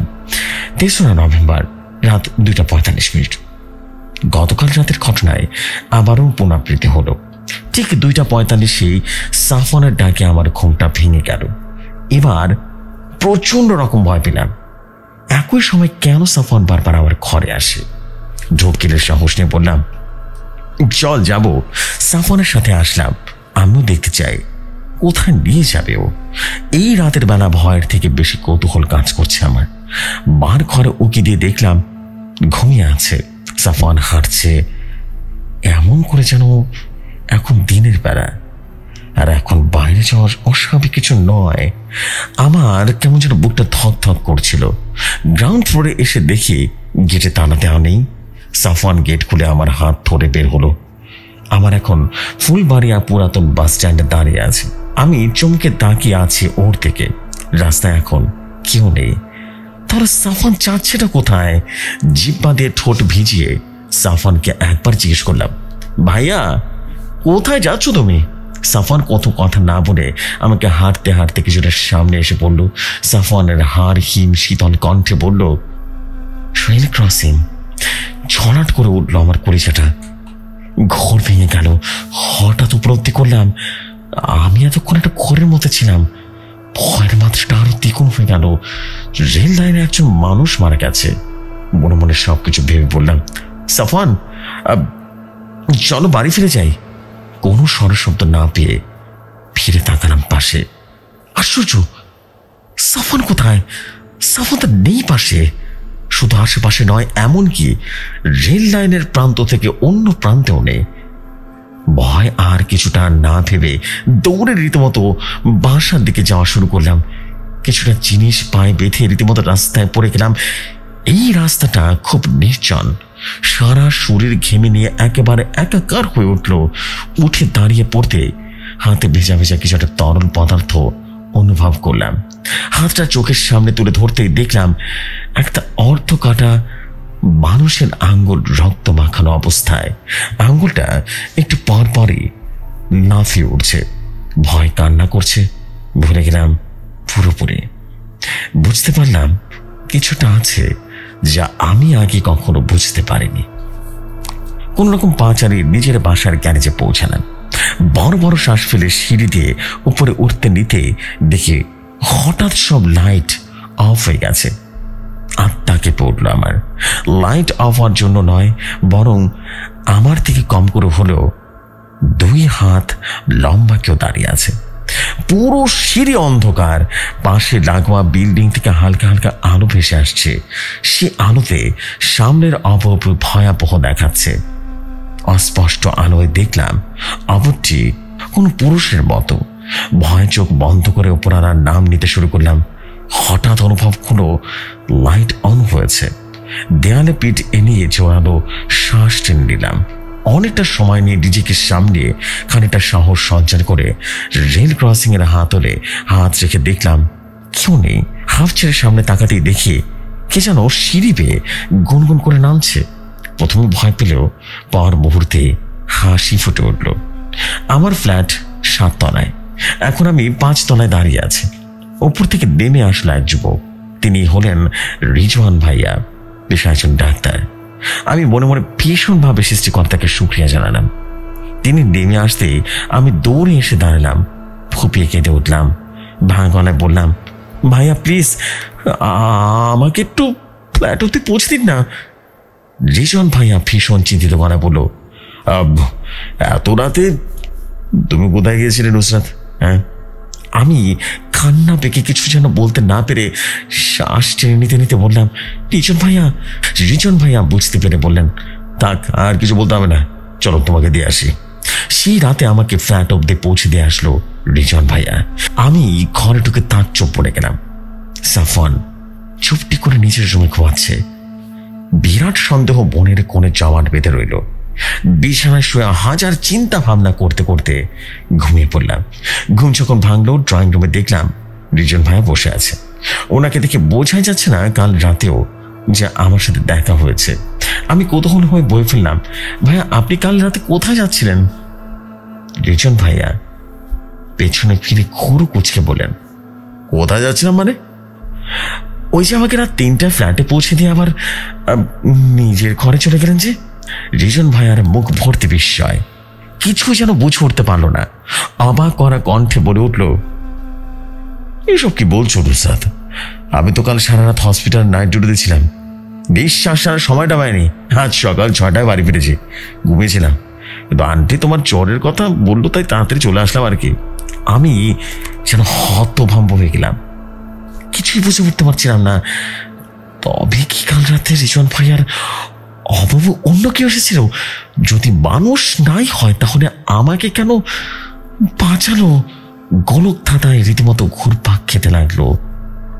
নানা চিন্তা ভাবনায় আন মনে নিজেকে বললাম, স্বপ্ন নয়, এ তো অদৃশ্য একটা ঘোর। আজ 5 মাস পার হয়ে গেছে সেই ঘটনার। আমার মনের মাঝে প্রশ্ন যেন উদয় হতে লাগলো, কিন্তু কোনো কুলকিনারা খুঁজে পেলাম না। প্রতি রাতের মতোই আজও নিশ্চিন্ত মনে ঘুমালাম। টিকটক আওয়াজ করে ঘড়ির কাঁটা জানান দিল 2:45। হঠাৎ কারো ডাক শুনে উঠলাম। ভূত দেখার মতো চমকে তাকিয়ে দেখি সামনে অদ্ভুত হাসি ফুটিয়ে দাঁড়িয়ে আছে সাফওয়ান। আমি অবাক হয়ে জিজ্ঞেস করলাম, সাফওয়ান? থেমে থেমে বলল, আপু চলো বাইরে যাই। এই ছিল ঘটনা। ভালো লাগলে পড়ে শোনাবেন। জানি স্টোরিটা ছোট হয়ে গেছে, কিন্তু খুবই অদ্ভুত একটা ঘটনা ছিল, সাসপেন্সের একটা ঘটনা ছিল, ইউনিক একটা ঘটনা ছিল। তাই ভাবলাম ঘটনাটি দ্রুত আপনার কাছে পাঠিয়ে দিই। ভালো লাগলে পড়ে শোনাবেন ভাই। আমি ফিরোজ খান বলছিলাম বীরপুর থেকে, ভৌতিকতার একজন অফিসার স্টোরি টেলার এবং ভৌতিক দুনিয়ার একজন সম্মানিত অফিসার স্টোরি টেলার। আজকের মধ্যে এখানে বিদায় নিচ্ছি। আসসালামু আলাইকুম।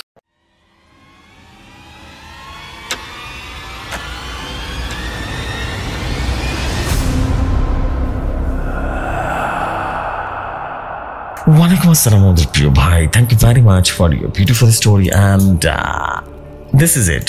আমাদের ফিরোজ ভাইয়ের স্টোরি কিন্তু আমরা পেয়ে গেলাম ফাইনালি, অ্যান্ড আই বিলিভ যে আপনাদের সবার কাছে স্টোরি অসম্ভব রকম ভালো লেগেছে। অ্যান্ড ভালো লাগবেই বা না কেন, বিকজ আপনারা যখন এত সুন্দর সুন্দর ঘটনা পাঠান সত্যি মন ভালো হয়ে যায় আমার। সত্যি সত্যি দারুণ একটা স্টোরি ছিল, অদ্ভুত। মানে আজকের এপিসোডের স্টোরিগুলো না বেশ অদ্ভুত এবং ইউনিক, এতটুকু বলতে পারি যে ইউনিক। সো আমি এখন যেটা করবো যে পরপর 3টে স্টোরি শেয়ার করবো। যদি স্টোরিগুলোর নাম আমি জানি না, মানে নাম জানি কিন্তু স্টোরি রাইটারের নাম জানি না এবং কে পাঠিয়েছে তারা আমাকে নাম উল্লেখ করেননি। সো আমি এই জন্য পরপর 3টা স্টোরি করবো, ছোট ছোট স্টোরি। আশা করছি বেশ ভালো লাগবে। চলে যাই পরবর্তী ঘটনায়।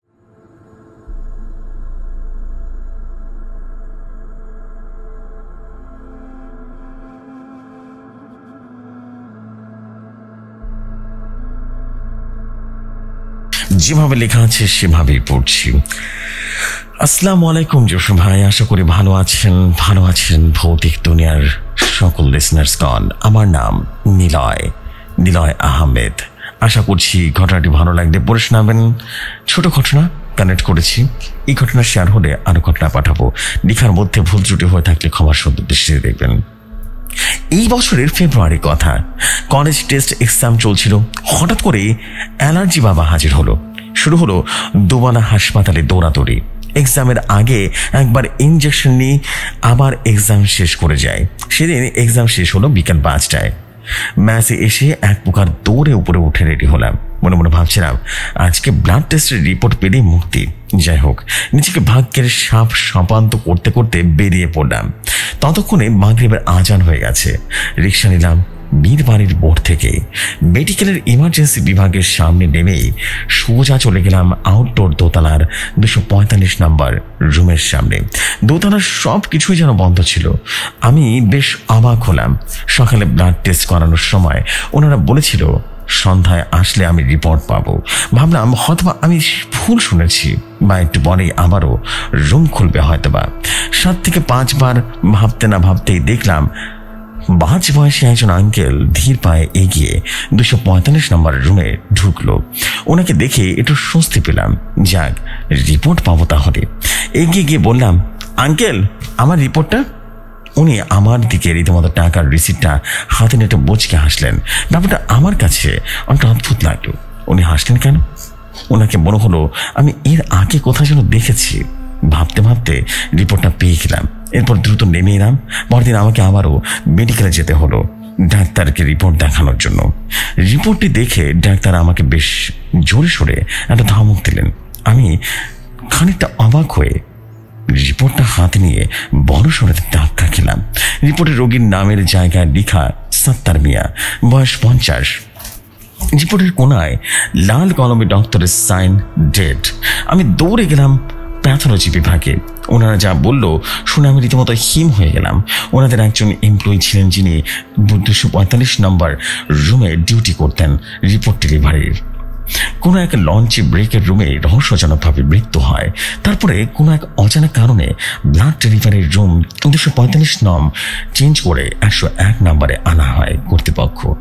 তারা আমাকে আরো বললেন ওনার মৃত্যুর কিছুদিন আগে উনি একটা অসুস্থ ছিলেন এবং হাসপাতালে চিকিৎসা করাচ্ছিলেন। আমি বললাম, তাহলে আমাকে যে কালকে বলা হলো 245 নং রুম থেকে রিপোর্ট নিতে, বলতে গিয়ে যেন থেমে গেলাম আমি। আমার এখন মনে পড়ছে গতকাল রিপোর্ট নেওয়ার সময় ওই আঙ্কেলকে আমার কেন পরিচিত মনে হয়েছিল।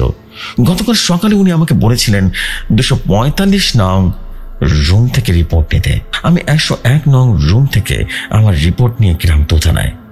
সবই ঠিকঠাক মতো চলছিল আশেপাশে, শুধু 245 নাম্বার রুমটা চলছিল মরিচা পড়া একটা তালা। যে কেউ দেখলে বলবে এই রুমে কেউ প্রবেশ করে না বহু বছর ধরে। আমরা সবকিছু যেন গড়িয়ে এলো। চোখের সামনে ভাসছে গোল্ডেন কালারের নেম প্লেট লেখা সাত্তার মিয়া। যে ভাই এই ছিল গল্প। গল্পের নাম রুম নাম্বার 245। আশা করি গল্পটি ভালো লাগলে পড়ে শোনাবেন। আসসালামু আলাইকুম। ভালো রাখবেন চারপাশকে। ভৌতিক দুনিয়া দীর্ঘজীবী হোক।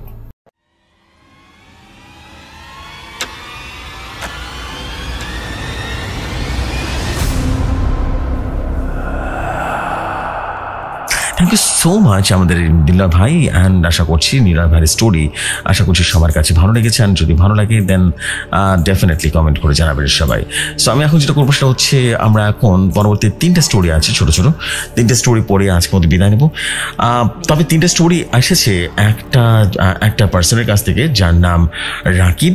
তিনি যেভাবে ঘটনা পাঠিয়েছেন আমি সেভাবেই পড়ছি। যেভাবে লিখেছে সেভাবেই পড়ছি। তিনি লিখেছেন, আসসালামু আলাইকুম জসু ভাই, আশা করি ভালো আছেন এবং ভৌতিক দুনিয়ার সকল লিসনার্সগণ ভালো আছেন। আজ প্রথমবার ভৌতিক দুনিয়ায় ঘটনা লিখে পাঠাচ্ছি, যদি ভালো লাগে পড়ে শোনাবেন। 3টি ঘটনা কালেক্ট করেছি, আশা করি 3টি ঘটনায় ভালো লাগবে। 3টি ঘটনার নাম দিয়েছি ছায়া, ছায়া আত্মা এবং সে। শুরু করছি আমার লিখা 3টি ঘটনা। প্রথম গল্প, ছায়া আত্মা। ঈদের ছুটি কাটিয়ে সবাই মেসে ফিরতে শুরু করেছে।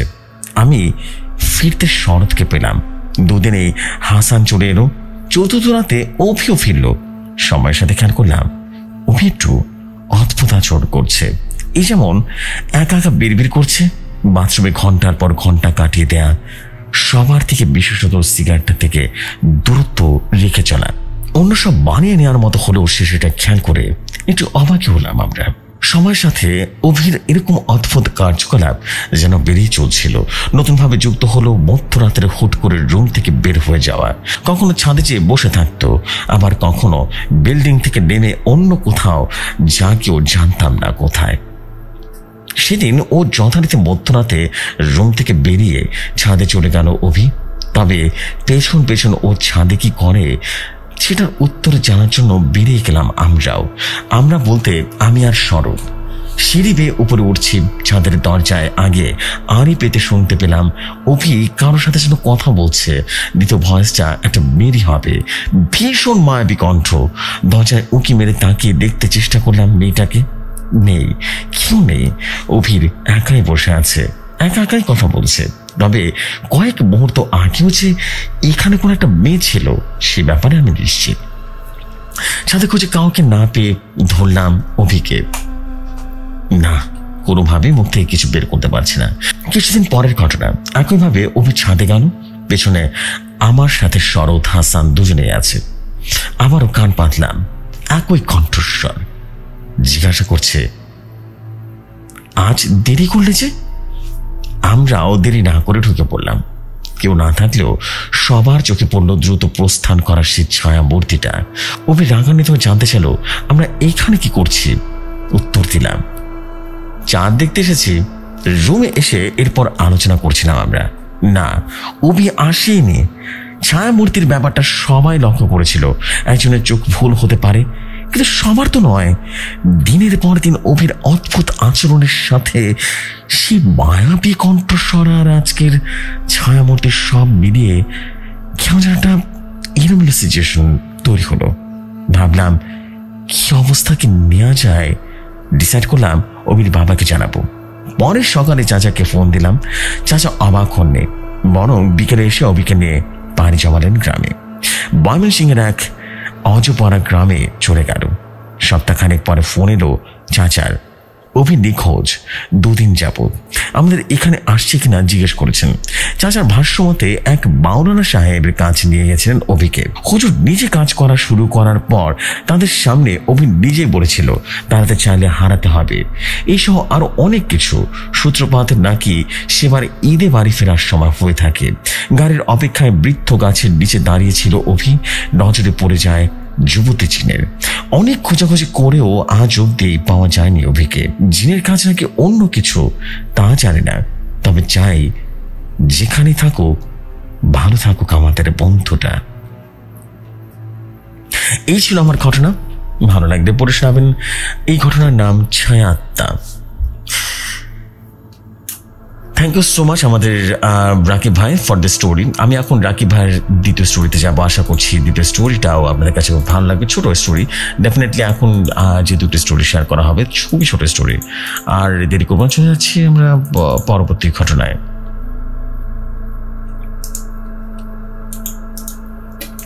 তিনি লিখেছেন জেফরি ভাই, এই স্টোরির নাম ছায়া। ভালো লাগলে পড়ে শোনাবেন। আমি রাকিব বলছিলাম। শুরু করছি আমার দ্বিতীয় স্টোরি। চল বের হব। রোজকার মতো নাফিসের রাত্রির হন্টনের অর্ডার। আমি বললাম, তার শামিম আর ইয়াসিনকে ঢাক না। শামিম রেডি, ইয়াসিন আজকে টায়ার্ড, ঘুমাচ্ছে। ডাকলাম, উঠলো না। আমি বললাম, আচ্ছা চল তাহলে। ভার্সিটির এক্সামের প্রিপারেশন নিতে স্বাধীনতা ছোঁয়া পেয়ে আমাদের 4 জন ফ্রেন্ডের রাতে রীতিমতো হাঁটতে বের হওয়ার রোগ দেখা দিয়েছে। থাকি দোতলার এক ফ্ল্যাটে, আর আনন্দমহল কলেজের একদমই পাশে। মালিক পক্ষ ফ্রেন্ডলি বিধায় তেমন একটা কড়াকড়ি নেই আসা যাওয়ায়। শুরুটা প্রথমে নাফিজ আর আমি করি, কিন্তু আস্তে আস্তে শামিম আর ইয়াসিন যোগ হয়। সারাদিন পড়াশোনা করে রাত্রের নির্জনতায় কার না ভালো লাগে। গেট থেকে বের হওয়ার পরপরই দেখি ইয়াসিন গেট থেকে বের হচ্ছে। 4 জন গ্যাং সম্পূর্ণ হওয়ায় খুশি হলাম এবং কিছুক্ষণ মাঠে দাঁড়িয়ে 4 জন পরামর্শ করলাম আজ কোথায় যাওয়া যায়। বেশিরভাগ সময় জয়নুল আবেদিন পার্ক থেকে ঢু মেরে আসা হয়। সকালের সাথে নির্জন রাতের পার্কের বিস্তর তফাৎ আরামদায়ক লাগে। ইয়াসিন হুট করে বলে উঠল, চল গোলকি বাড়ি গোরস্থান থেকে একটু ঘুরে আসা যায়। আমরা 3 জন অবাক হয়ে গেলাম। শামিমও খোটা দিতে চায়নি। তুই কবে এত সাহসী হলি রে? নাফিস বলল, আরে চল না যাই, মসজিদটাও কাছে, একদম নামাজ পড়ে এসে ঘুমাবো, কি বলিস? কথা মতো হেঁটে কবরস্থান থেকে রীতিমতো ঢুকে পড়লাম সবাই। নানা বিষয়ে হাসি ঠাট্টার মাঝেও ইয়াসিনকে চুপচাপ থাকতে দেখে শামিম বলল, আর টায়ার্ড তাহলে আসলি কেন, ঘুমাতি? ইয়াসিন আর কিছুই বলল না। গোরস্থানে ঢুকেই একটু ঠান্ডা হাওয়া লাগতে শুরু করলো। শীতের রাতের সময় বলে কথা। কুয়াশার 2 হাত দূরেই তেমন কিছু দেখা যাচ্ছে না। তবে হুট করে সামনে একটা ছায়া মূর্তি দৌড়তে দেখে সবাই বেশ ভয় দাঁড়িয়ে গেলাম।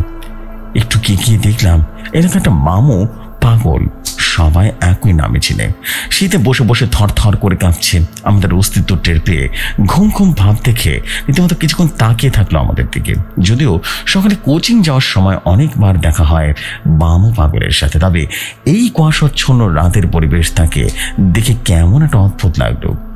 আমি বললাম, ছেমা ছায়া নিয়ে ঘুরো গাড়ি? হ্যাঁ, ছেমা ছায়া তো বলা ভালো লাগে না। হুট করে এত রাতে বামু পাগলার কথা শুনে কেমন ছিল ভয় পেয়ে গেলাম। ছেমা পাগলা বলল, শ্যামা শ্যামা তো ভালো না, একদম ভালো না। হুট করে এত রাতে বামু পাগলার মুখে এমন কথা শুনে বেশ ভয় পেয়ে গেলাম। শ্যাম বলল, চল ব্যাক করি, আরেকদিন আসবো না, পরিবেশটা কেমন যেন ভাল লাগছে না। গোরস্থানের গেট থেকে বের হয়ে দেখি ইয়াসিন এগিয়ে আসছে। নাফিস বলল, ও ভয় পেয়েছে, যেতে দে। একটু সামনে মোড় করে দেখি ইয়াসিনের নাম গন্ধ নেই। আমি বললাম, হয়তোবা রুমে দৌড়ে গিয়ে রীতিমতো ফানি মুভি ছেড়ে দিয়েছে ভয় ভাবটা কাটানোর জন্য। রাস্তা থাকার সময় নাফিসের ফোন আসলো। ফোন দিয়েছে ইয়াসিন। ও বলল, কই রে তুই? ঘুম থেকে উঠে দেখি কেউ নেই, তাড়াতাড়ি আয় রুমে, একা একা ভয় লাগছে। আমরা হতভম্ব হয়ে গেলাম ওর কথা শুনে। যে সময় এই ছিল আরেকটি ঘটনা, ভালো লাগলে পড়ে শোনাবেন। থ্যাংক ইউ সো মাচ আমাদের রাকিব ভাই আর্টি স্টোরির জন্য। আশা করছি রাকিব ভাইয়ের দ্বিতীয় স্টোরি আপনাদের কাছে ভালো লেগেছে। এখন ব্যাক টু ব্যাক আমরা রাকিব ভাইয়ের 3 নম্বরের স্টোরিটা শুনবো। আশা করছি 3 নম্বরের স্টোরিটি খারাপ লাগবে না। চলে যাই সরাসরি 3 নম্বরের স্টোরিতে। ঘটনাটা যেভাবে লেখা আছে ঠিক সেভাবেই পড়ছি। আমার ময়মনসিংহ যাওয়াটা হয়েছিল ভর্তি পরীক্ষার সুবাদে। অন্য সব বন্ধুদের মতো আমিও একটা কোচিং সেন্টারে ভর্তি হই। আর ভর্তি সম্পূর্ণ হওয়ার পর সবচেয়ে বড় ঝামেলা হচ্ছিল বাসা খোঁজা। আমাকে অবশ্য এই ঝামেলা পোহাতে হয়নি।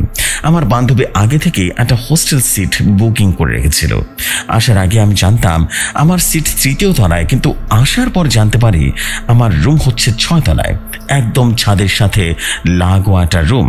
6 তলা পুরোটা কমপ্লিট হয়নি আমার রুমটা। সিঁড়ির রুম বা চিরকোঠা বলা যেতে পারে। রুম থেকে বের হলেই রেল ক্রসিং বিহীন বিশাল একটা ছাদ। লিফট বিহীন 6 তলা হোস্টেল পছন্দ হওয়ার কারণ হচ্ছে আমি যে কোনো সময় ছাদে যেতে পারবো, কোন রেস্ট্রিকশন নেই। তারপর একদিন বইপত্র নিয়ে উঠে গেলাম গুলকি বাড়ির 6 তলা হোস্টেলের চিলকোঠার রুমে। সারাদিন কোচিং ঘোরাঘুরি করা শেষ করে একেবারে ছাদে গিয়ে বসে থাকতাম।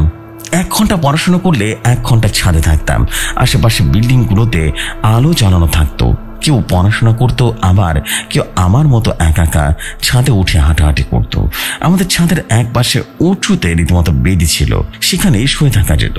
কখনো গান শুনতাম, কখনো বা আবার চুপচাপ শুয়ে শুয়ে আকাশের দিকে তাকিয়ে পরিচিত তারাগুলো খোঁজার চেষ্টা করতাম। একদিন হুটহাট করে প্রচুর ঝড় হলো, সেই সাথে মুষলধারায় বৃষ্টি আর ঘন ঘন বাজ পড়তে শুরু করলো।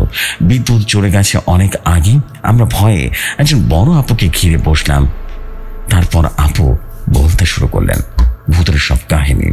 এই হোস্টেলও নাকি অনেক ভূতের ঘটনা ঘটেছে। কখনো রান্না করে, কখনো অদ্ভুত কিছু দেখা যায়, আবার কখনো ছাদে। আপু আমাকে নিষেধ করে দিলেন রাত বিরতি একা একা যেন ছাদে না যায়। কে শুনে কার কথা? ঝড় শেষে ভয়ও শেষ। প্রতি রাতেই ছাদে যাওয়া চলতে থাকে আমার। রাত গভীর হয়ে গেলে চারপাশে যখন শান্ত থাকে তখন আরো বেশি অদ্ভুত সুন্দর লাগে শহরটাকে। এমনই একদিন আমার অনেক মন খারাপ ছিল। রাত তখন 2টা কিংবা 2:30 হবে। আমি একা একা ছাদে গিয়ে শুয়ে আছি, কান্না করছি আর আকাশের দিকে তাকিয়ে আছি। হঠাৎ মনে হলো আমার চারপাশটা কেমন যেন শীতল হয়ে গেছে। কিছু একটা খুব সাবলীল ভাবে উঁচু বেদিটাতে উঠে এসে আমার মাথার পাশে বসলো। আমার পুরো শরীর তখন পাথরের মতো হয়ে গেছে। ছাদটা থেকে আমার রুমের দূরত্ব 9 থেকে 10 ফুট হবে, কিন্তু নড়াচড়া করার ন্যূনতম শক্তি পাচ্ছি না। হঠাৎ করে মাথায় হিমশীতল একটা স্পর্শ অনুভব করলাম। আমার মনে হচ্ছিল আমি অতল গহ্বরে রীতিমতো তলিয়ে যাচ্ছি। কতক্ষণ এভাবে ছিলাম মনে নেই, তবে একটা সময় শরীরের সবটুকু শক্তি সঞ্চার করে এক দৌড়ে রুমে চলে আসি। রুমে আসার পর শরীর খারাপ হতে শুরু করলো, সাথে বমিও করতে থাকি। বোনাস হিসেবে কাঁপুনিতে প্রচন্ড জ্বর আসে। এই ঘটনার পর অনেক দিন ছাদে যাওয়া বন্ধ করে দিয়েছিলাম, যদিও পরবর্তীতে আবার যাওয়া শুরু হয়েছিল। ভর্তি পরীক্ষা শেষ হওয়ার পর বাড়ির সাথে দূরত্ব বেড়েছে ময়মনসিংহ শহরটার সাথেও। তবেও গোলকি বাড়ির সে চিলেকোঠার রুম আর রেলিংবিহীন ছাদটা আমি অসম্ভব মিস করি। এই ছিল জিফরি ভাই ঘটনা আমার 3টা। আশা করছি গল্পগুলো ভালো লাগবে, পড়ে শোনাবেন। আমি এরকম সব ঘটনা লিখে পাঠাবো।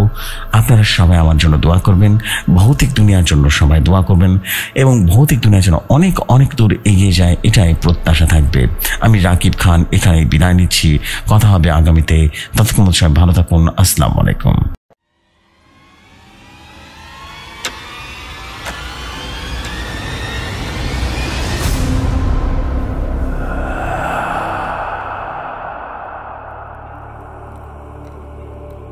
And this is it basically, and thank you very much আমাদের প্রিয় রাকিব ভাই ফর ইউর স্টোরি। অ্যান্ড আশা করছি আপনাদের সবার কাছে আজকের স্টোরি ভীষণ রকম ভালো লেগেছে। আর ভালো না লাগার কোনো কারণই নেই, বিকজ স্টোরিটা ওয়াজ আউটস্ট্যান্ডিং, অ্যামেজিং একটা স্টোরি ছিল। আশা করছি আপনাদের বেশ ভালো লেগেছে। অ্যান্ড আশা করছি এরকমই স্টোরি আমি সবসময় আপনাদের কাছ থেকে কালেক্ট করতে চাই বা শোনাতে চাই। অ্যান্ড মনের মতো একটা স্টোরি পেয়েছি, মাশাআল্লাহ, what a story. And I believe আপনাদের কাছে অসম্ভব ভালো লেগেছে আজকের এপিসোড। অ্যান্ড যদি ভালো লেগে যায় তাহলে কিন্তু দেরি করা কিন্তু চলবে না। আপনারা সবাই সবার জায়গা থেকে কমেন্ট করবেন। অ্যান্ড আপনাদের কমেন্ট পেলে কিন্তু আলহামদুলিল্লাহ অনেক শান্তি লাগে basically. So this is the fact. আমি আর দেরি করবো না, এখানে আজকের মতো বিদায় নিচ্ছি। কথা হবে আগামীতে। অ্যান্ড ইনশাল্লাহ দারুণ কিছু অবশ্যই নিয়ে আসবো আপনাদের জন্য, এটা তো মাস্ট বি থাকবে। সো আরেকটা কথা না বললেই নয়, সেটা হচ্ছে নিশ্চয়ই জানেন যে ভৌতিক দুনিয়া আলহামদুলিল্লাহ দারুণ রকমভাবে এগিয়ে যাচ্ছে। অ্যান্ড এগিয়ে গেছে, এটা আসলে সত্যি কথা বলতে এগিয়ে গেছে, অসম্ভব রকম সুন্দরভাবে এগিয়ে গেছে। অ্যান্ড দেখতে দেখতে এতগুলা এপিসোড হয়ে গেছে, ভাবা যায় আজকে 340তম এপিসোড। দিস ইজ অ্যাবসোলুটলি মারাত্মক ব্যাপার স্যাপার ছিল। অ্যান্ড আশা করছি আপনাদের অনেক ভালো লেগেছে। আজকের এপিসোড যদি ভালো লাগে ডেফিনেটলি আপনারা কমেন্ট করবেন, আপনাদের কমেন্টের অপেক্ষায় থাকবো আমি। So this is the fact. আমি এখন যেটা করতে চাই সেটা হচ্ছে আর কথা বাড়াবো না, আমি চলে যেতে চাই আজকের এপিসোড থেকে। ইনশাআল্লাহ আপনাদের সাথে আবারও কথা হবে। অ্যান্ড আগামীকাল আবারও ফিরে আসবো অনেকগুলো স্টোরি নিয়ে। আর এরপর থেকে কিন্তু আপনাদের বলে দিচ্ছি প্রতিটা স্টোরি বেশ বড় বড় হবে। অ্যান্ড আশা করছি আপনাদের বেশ ভালো একটা সময় যাবে, বিকজ স্টোরিগুলো অনেক বড় বড় এবং ইউনিক ইউনিক সব স্টোরি, ক্রিপি সব স্টোরি থাকবে। ইনশাআল্লাহ বেশ ভালো সময় কাটবে। And this is the fact. আমি আর দেরি করবো না, আমি এখন যেটা করতে চাই সেটা হচ্ছে সরাসরি চলে যেতে চাই আমাদের পরবর্তী ঘটনা বা পরবর্তী এপিসোড। আজকের মতো এখানেই শেষ হয়ে যাচ্ছে। ইনশাআল্লাহ আপনাদের সাথে কালকে দেখা হবে, ইনশাআল্লাহ দারুণ কিছু হয়ে যাবে। আর দেরি করবো না, এখানেই বিদায় নিচ্ছি। আসসালামু আলাইকুম, শুভরাত্রি সবাইকে।